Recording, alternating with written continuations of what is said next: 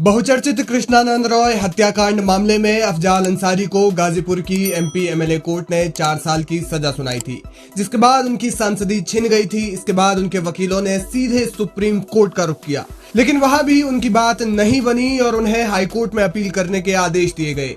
इसके बाद लगा मानो अफजाल अंसारी जेल चले ही जाएंगे, लेकिन नहीं। गाजीपुर से समाजवादी पार्टी के सांसद अफजाल अंसारी को बड़ी राहत मिली है। उनकी सांसदी अब रद्द नहीं होगी। इलाहाबाद हाईकोर्ट ने निचली अदालत के गैंगस्टर एक्ट के तहत दिए गए फैसले को पलटते हुए रद्द कर दिया है और कोर्ट ने इस मामले में 20 पन्नों में अपना फैसला सुनाया है। कोर्ट में क्या हुआ और किन कारणों से हाईकोर्ट ने उनकी सजा को रद्द किया, ये जानेंगे, लेकिन उससे पहले संक्षेप में जानते हैं कि मामला आखिर क्या था। दरअसल 29 नवंबर 2005 को बीजेपी विधायक कृष्णानंद रॉय और उनके साथ मौजूद करीब 6 साथियों को ताबड़तोड़ 400 गोलियों से भून दिया गया था। इस गोलीकांड से पूरा देश हिल गया था कि दिन दहाड़े अपना भाषण देकर लौटे एक विधायक की इस तरह से जघन्य हत्या आखिर कैसे हो गई। इस मामले में अफजाल अंसारी को मुख्य आरोपी तो नहीं, लेकिन उन पर गैंगस्टर एक्ट लगाया गया था। लंबे समय से कोर्ट में चल रहे इस केस में निचली अदालत के इस फैसले को उन्होंने इलाहाबाद हाईकोर्ट में चुनौती दी। कोर्ट ने उन्हें जमानत तो दे दी, लेकिन सजा पर रोक लगाने से इनकार कर दिया। तब उन्होंने हाईकोर्ट के इस आदेश को भी सुप्रीम कोर्ट में चैलेंज किया। सुप्रीम कोर्ट ने हाईकोर्ट को मामला सुनने का आदेश दिया और तब जाकर इस मामले में इलाहाबाद हाईकोर्ट में सुनवाई हुई। इस सुनवाई के बाद कोर्ट ने 29 जुलाई को अपना फैसला सुना दिया है और उन पर लगी धारा को हटा दिया है। 8 महीने से उसे डराया और धमकाया जा रहा था, छोड़ दो अफजाल अंसारी का साथ। गाजीपुर की महान जनता,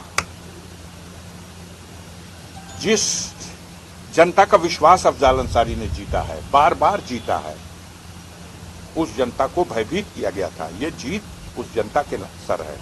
इस जीत का सेहरा उनकी दुआओं के सर है। आज फिर एक बार आशीर्वाद देने वाले, दुआ करने वाले, सच्चाई का साथ देने वालों की जीत का दिन है और साजिश करने वाले,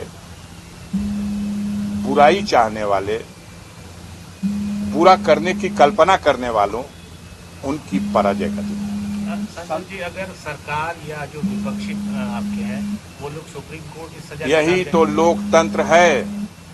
इस लोकतंत्र में सबको अधिकार है और जहां तक जिसकी सीढ़ी है वहां तक जाएगा।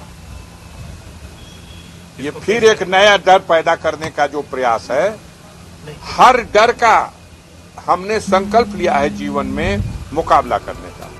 अफजाल अंसारी की ओर से अदालत में वरिष्ठ अधिवक्ता गोपाल चतुर्वेदी कोर्ट में पेश हुए थे। उन्होंने अदालत में दलील दी कि अभियोजन पक्ष ने जो गैंग चार्ट बनाया है उसमें कई सदस्य बनाए गए हैं, लेकिन गैंगस्टर एक्ट की कार्रवाई केवल 3 लोगों पर की गई है। ट्रायल कोर्ट में विवेचक के बयान से ये भी स्पष्ट है कि ऐसा राजनीतिक द्वेषवश किया गया था। इसके अलावा जिस मूल मुकदमे के आधार पर अफजाल अंसारी को गैंगस्टर एक्ट में सजा सुनाई गई, उस मामले में उन्हें बरी किया जा चुका है और गैंगस्टर एक्ट के इस मुकदमे के बाद उनके खिलाफ 2 ही मामले दर्ज हुए हैं और वे भी 2009 और 2014 के चुनाव को लेकर जन प्रतिनिधित्व अधिनियम से जुड़े हुए हैं।